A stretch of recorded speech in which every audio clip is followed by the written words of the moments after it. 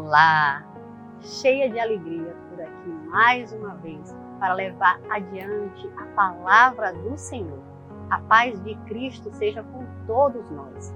Esse é o dia que o Senhor fez, por isso devemos nos alegrar.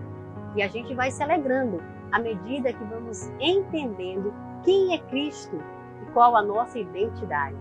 Sou grata ao Senhor pela oportunidade de me unir a vocês para o conhecimento da palavra de Deus e adoração ao Pai aqui neste canal. Eu sou Dani Siqueira e estamos no Notícias do Reino, um espaço exclusivo para as coisas que vêm do coração do Deus vivo. Todos os nossos programas estão no YouTube, DS Produções Web. Curte, comente e compartilhe, assim você pode ajudar a propagar a mensagem do Reino de Deus. Se você tem uma Bíblia esquecida em algum lugar de sua casa, é hora de tirar a poeira e abrir a sua Bíblia. Juntos vamos estudar a palavra de Deus. Temer por quê? Se eu estou guardado por quem nunca perdeu batalhas? Seu nome é Jeová Jireh, irás prover de novo. Eu creio em ti. Haja o que houver, venha o que vier, irás prover de novo. Eu creio em ti. Eu não vivo do que vejo, vivo do que creio. Irás prover de novo. Eu creio em ti. A dimensão do Espírito. Esse é o nosso tema da mensagem de hoje. E a leitura bíblica fica por conta da Thalita. Porque a nossa luta não é contra o sangue e a carne, e sim contra os principados e potestades, contra os dominadores deste mundo tenebroso e contra as forças espirituais do mal nas regiões celestes. O mundo espiritual é real, embora tenham muitas pessoas que possam dizer que morreu, acabou, como se somente vivêssemos na dimensão dessa carne. A palavra de Deus nos ensina que existe sim uma razão além, e que somos uma tríade: corpo, alma e espírito.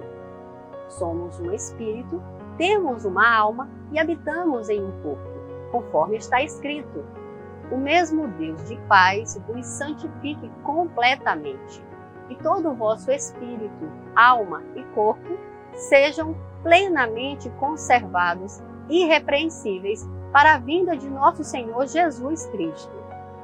Dessa forma, conseguimos ver com os olhos naturais o que está nessa dimensão do corpo, essa estrutura aqui. Também conseguimos compreender a alma pela capacidade que temos de pensar, sentir emoções e contemplar a vida. Porém, como compreender a dimensão do espírito, já que vai muito além do que conseguimos ver ou imaginar? Tem uma frase atribuída a William Shakespeare que diz: há mais coisas entre o céu e a terra do que imagina a nossa vã filosofia.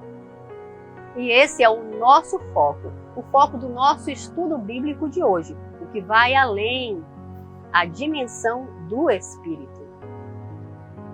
Tratando do nosso Espírito, a partir de sua própria identidade, temos no Espírito o lugar de contato com Deus, onde podemos reconhecê-lo e ter comunhão com Ele.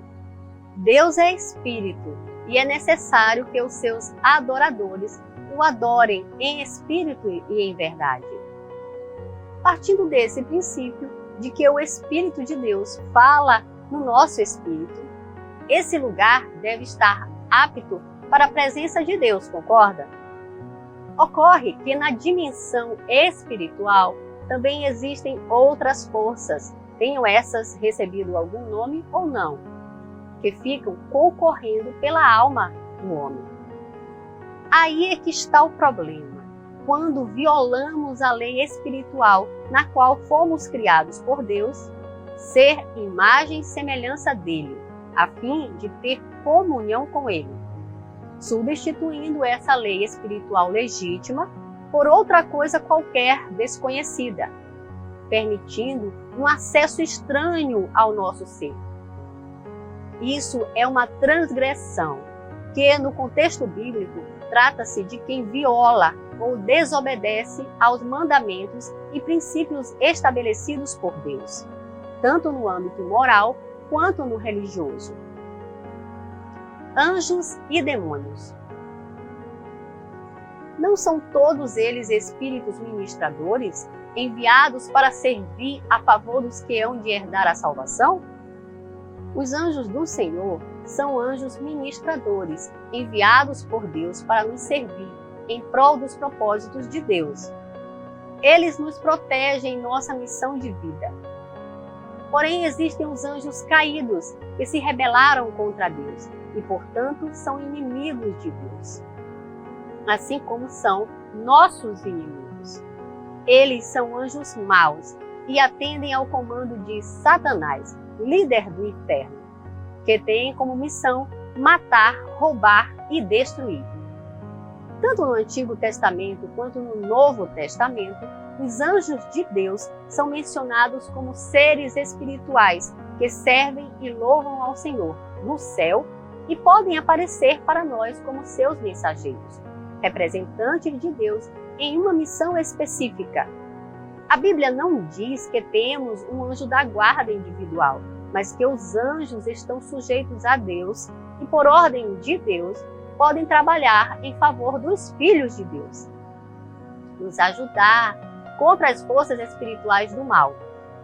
Os anjos não devem ser adorados e mesmo os anjos mensageiros de Deus nunca aceitam adoração, conforme podemos observar em diversas narrativas bíblicas, e isso fica bem claro, como quando o apóstolo João quis se prostrar diante do anjo e o mesmo não aceitou. Eu, João, sou quem ouviu e viu estas coisas, e havendo-as ouvido e visto, prostrei-me aos pés do anjo que me mostrava essas coisas, para adorá-lo. Então ele me disse: olha, não faças isso, sou conservo teu e de teus irmãos, os profetas, e dos que guardam as palavras deste livro. Adora a Deus. A importância da adoração na dimensão do Espírito. Tu, Senhor e Deus nosso, és digno de receber a glória, a honra e o poder, porque criaste todas as coisas, e por tua vontade elas existem e foram criadas. Para os anjos no céu está bem claro e definido a quem deve se adorar. A mim também parece óbvio que, por merecimento, devamos prestar culto, adoração ao Deus Pai, Filho e Espírito Santo, o nosso Criador e Criador de todas as coisas. Está em nosso DNA a necessidade de uma conexão maior a nível espiritual, porque assim o Senhor nos fez. Deus nos criou para o louvor da sua glória. E fazendo uma conexão entre espiritualidade e ciência, para os mais céticos, o pesquisador Greg Braden afirma que encontrou o nome de Deus em nosso DNA.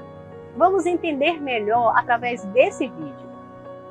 Um grupo de cientistas americanos afirmam ter encontrado o nome de Deus gravado no DNA humano. Segundo o pesquisador Greg Braden, seria uma espécie de assinatura de Deus nas moléculas do nosso DNA. Os cientistas encontraram no DNA humano uma sequência de números que sempre se repete: 10, 5, 6, 5. Ao substituir os números por letras, visto que no hebraico antigo os números eram representados por letras, a sequência ficou dessa forma: 10 Yud, 5 Rai, 6 Vav, 5 Rai. Essas letras hebraicas, quando transliteradas, ganham a forma de YHWH. Para dar sentido ao nome, usa-se vogais, visto que no hebraico antigo não possuía. Assim, a sequência corresponde à palavra Javé, Yavé, Jeová. É surpreendente, não é mesmo? O Deus eterno, dentro do corpo, assinando o seu nome em nosso código genético. Não se deixe enganar. Isso não é de admirar, pois o próprio Satanás se disfarça de anjo de luz. Enquanto os anjos do exército celestial não admitem ser adorados, porque sabem que o único digno de receber toda a honra, glória e louvor é somente o Deus Criador, os anjos caídos, inimigos de nossas almas, fazem de tudo para roubar a glória que é devida somente ao Pai Eterno. E usam todo tipo de artimanhas para fazer o homem se prostrar diante dele, ou levar o homem a fazer coisas que, direta ou indiretamente, serão tidas como oferendas espirituais. Assim, pelo engano da idolatria, o homem terá contaminado sua alma, e o lugar que deveria ser sagrado para o encontro com Deus estará comprometido por outras influências. Porque qualquer coisa que a pessoa coloca no lugar de Deus é uma idolatria, uma corrupção espiritual, para prejuízo gravíssimo ao próprio homem, que vai se estender para a eternidade e comprometer a sua salvação. Dizendo-se sábios, tornaram-se loucos e trocaram a glória do Deus imortal por imagens feitas segundo a semelhança do homem mortal, bem como de pássaros, quadrúpedes e répteis. Aqueles que acreditam em ídolos inúteis desprezam a misericórdia. Eu sou o Senhor, este é o meu nome, e eu não reparto a minha glória com ninguém. O louvor que eu devo receber não reparto com as imagens feitas por mãos humanas. São tantos os textos bíblicos que falam sobre idolatria, que não deixa qualquer dúvida o quanto Deus abomina essa prática.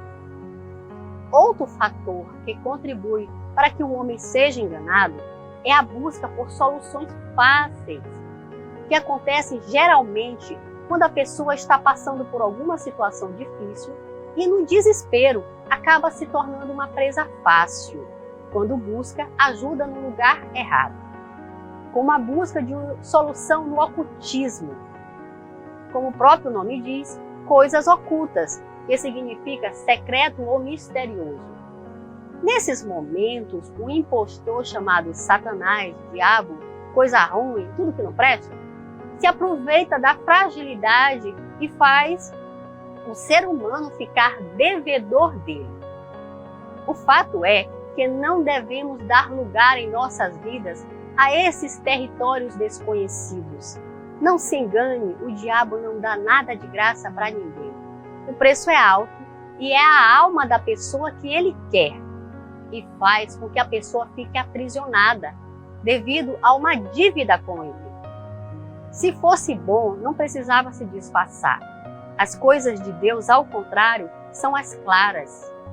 Ele revela o profundo e o escondido, conhece o que está em trevas e com ele mora a luz. Pois não existe nada escondido que não venha a ser revelado, ou oculto que não venha a ser conhecido. Temos na Bíblia o Deus que se revela tão explicitamente que o apóstolo Paulo diz que para muitos é escandaloso. Os judeus pedem sinal e os gregos buscam sabedoria, mas nós pregamos a Cristo crucificado. Escândalo para os judeus e loucura para os gregos. Jesus Cristo é a mensagem que é loucura para os que estão se perdendo, perecendo. Ele é a manifestação do poder de Deus para a salvação da nossa alma. Simples assim. Então, o apóstolo Paulo vai nos instruir para que não sejamos mais meninos inconstantes, levados em roda por todo o vento de doutrina, pelo engano dos homens que com astúcia enganam fraudulosamente. Não des lugar ao diabo. Com o alimento espiritual correto, temos Deus como aliado. Todos comeram da mesma comida espiritual e beberam da mesma bebida espiritual, pois bebiam daquela rocha espiritual que ia com eles, e a rocha era Cristo. Cristo é a salvação de nossa alma, o elo que nos faz estar na dimensão espiritual verdadeira, segura em Deus Pai. Para tanto, precisamos buscar a revelação pela palavra de Deus, a Bíblia, que é a fonte de toda a riqueza para o nosso espírito. Assim como devemos orar sem cessar, para estarmos conectados com Ele e inteiramente fortalecidos no Deus Pai. Estamos guardados no Senhor. O Espírito Santo nos dará o devido discernimento acerca do mundo espiritual e nos livrará de todo engano. Em 2 Reis, o profeta Eliseu orou a Deus pedindo olhos abertos ao moço que Eliseu, enviaria em uma missão contra a tropa do inimigo, os sírios. E a palavra nos diz que o Senhor Deus abriu os olhos espirituais do moço. E orou Eliseu: ó Senhor, peço-te que ele abra os olhos para que veja. E o Senhor abriu os olhos do moço. E ele olhou e viu que o monte estava cheio de cavalos e carros de fogo ao redor de Eliseu. Esse exemplo nos faz entender que esse abrir de olhos que Eliseu pediu para o moço significa olhos espirituais, que é a visão que Deus nos dá para nos guiar em segurança nas coisas pertinentes ao mundo espiritual, que influenciam significativamente no mundo natural. Somos pequenos e frágeis nessa luta contra tantos inimigos, os inimigos malignos, invisíveis, que influenciam tanta gente má ou enganada. Mas temos o Deus Todo-Poderoso conosco e unidos com Deus e com Jesus Cristo somos a maioria. Somente Deus pode nos proporcionar a vitória. Em todas essas coisas, somos mais que vencedores por meio daquele que nos amou, Jesus Cristo. E aleluia! E agora é com você, Thalita. Na dimensão do Espírito, nós que somos de Jesus Cristo estamos assentados com Jesus nas regiões celestiais, muito acima de todo poder e principado das trevas, e nenhum mal pode nos tocar. Nos lugares celestiais com Cristo estão localizadas as nossas bênçãos. Amém. Fique firme. Deus abençoe.